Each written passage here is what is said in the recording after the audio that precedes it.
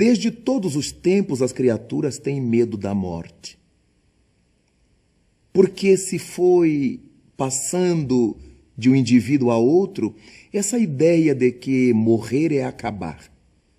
O sujeito morre, fina-se, finda-se. Nunca mais o veremos, nunca mais nos verá.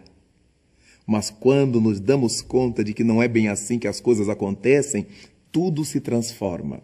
Passamos a ver a morte como uma transformação, como vimos em todos os demais setores da natureza material. E é por causa disto que a morte representa o desgaste dos órgãos. Pelas vias naturais, o indivíduo vai morrendo por causa do desgaste dos órgãos. Mas esse desgaste começa a dar-se quando nós nascemos. Quando o bebê sai do ventre da mãe e respira pela primeira vez com seus próprios pulmões, ele já começa a queimar suas células, com os esforços que a natureza lhe impõe. E é por isto que a nossa morte começa com o nosso nascimento. É como se começássemos a contar uma corrida. Na hora que o carro dispara, ligamos o cronômetro. Quando a criança emite seu primeiro vagido, liga-se o cronômetro da vida orgânica. E aí nós vivemos durante um período de algumas horas, de alguns meses ou anos, ou dezenas de anos. A morte não representa o fim das coisas. Vimos que o ser espiritual sai do corpo, mas não sai da vida.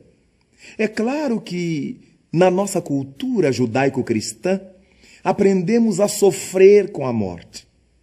Há outras culturas que festejam a morte, porque sabem que é a libertação, é a grande saída.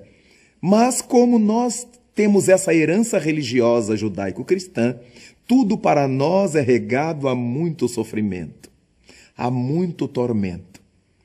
Para completar, as religiões tradicionais trataram de envolver o fenômeno da morte no que há de pior, em panos negros, em panos roxos, com muitos círios, com muita lágrima. E temos essa sensação de que o nosso ser querido morreu definitivamente. Mas qual nada. Paulo de Tarso enuncia: se Jesus Cristo ressuscitou, todos nós ressuscitaremos. E essa ressurreição de Cristo não é em nível físico, é em nível espiritual. Porque, afinal de contas, em nível físico é impossível ressuscitarmos. O nosso corpo sofre os efeitos do quimísamo, da deterioração da matéria. O nosso corpo se desfaz, vira água cheia de moléculas, de átomos, que vão sofrendo as transformações a que nos reportamos. Logo, esse corpo não retornará mais. Aqueles que imaginam uma ressurreição da carne não pararam para pensar na complicação que seria para a divindade realocar átomos e moléculas para formar um corpo original. Teria que desfazer de dezenas de outros corpos que já se banquetearam, que se serviram dos elementos desse corpo anterior. É muito mais fácil admitir que não é por aí que as coisas acontecem. Nossos mortos estão de pé. Eles continuam vivos nessa outra dimensão. Mas para onde vamos depois que morremos? Para o céu, para o inferno, para o purgatório, para o limbo? Não, nada disso. Voltamos ao lar primitivo, ao mundo espiritual ou mundo dos espíritos. É de lá que viemos para a terra. É para lá que retornaremos ao sair da terra.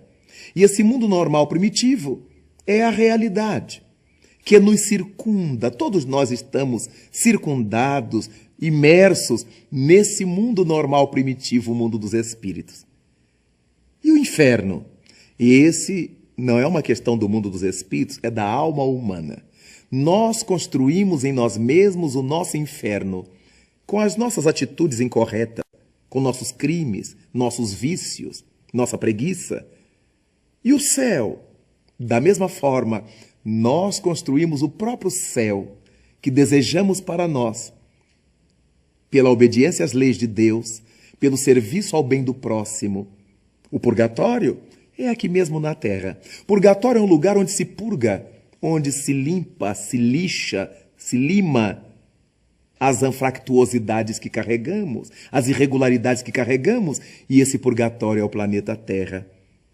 Deus espera que criemos esse reino dos céus em nossa intimidade, porque tal vida, tal será a morte.